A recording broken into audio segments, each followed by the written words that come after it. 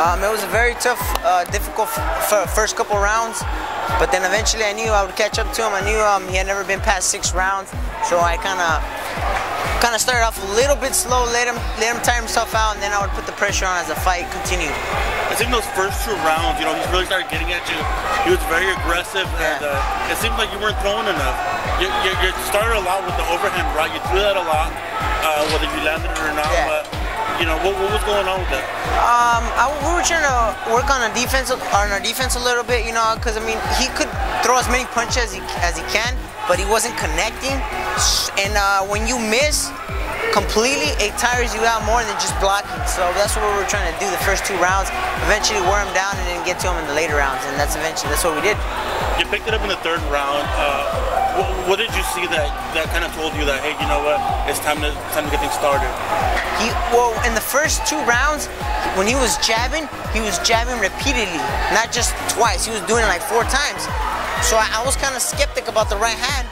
And in the 3rd round, I noticed that he was only jabbing 2 times and running in.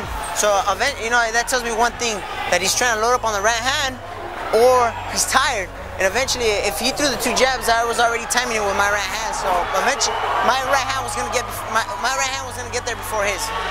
Then in that 4th round, you know, you started punching him, started going the combinations, started chasing him around the ring, and then you hit him with that beautiful shot. You know, the referee stepped in. Tell me about that sequence. Well, at first, I think his glove touched the floor, right? And I didn't want to get disqualified and hit him. And then I also heard the referee saying break, like take a step back. So when I took a step back, my opponent got up and he kind of nodded his head, like saying, like referring that he slipped. So the referee was all like continue, and that's when I was just like, oh, you know, maybe he's hurt. So I decided to throw one hard punch, and after I connected with that one punch, I could just feel it that he kind of wobbled up a little bit. Now, you know, you had that big fight. The last fight was a big fight. You had that overall problem. They came back. How do you feel after this fight? I feel great. You can't live in the past. I think it's all mental. Doctor says I'm fully recovered, so if he says I'm fully recovered, then it shouldn't bother me. I mean, like I've always said, your mind is the most powerful thing you have. You know, just suck it up and you gotta keep fighting. Now, I asked you before the fight, what's next for Ronny Rios? You said this fight's next. Yeah. Now that this fight's over, what's next for Ronny Rios? I don't know. I gotta talk to Frank. I gotta talk to Hector. So whatever they tell me is next, you know, we're up for it.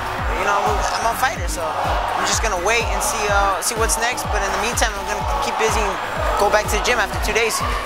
What is something you want to tell your fans out after this headline solo Boxeo tonight? I just want to say thank you guys for supporting me. If it wasn't for the fans, we wouldn't be here, like I've always said. And thank you so much, and I hope I make you guys proud and I entertain you guys. That's what we're here for. Thank you. Thank you very much. Thank you so much.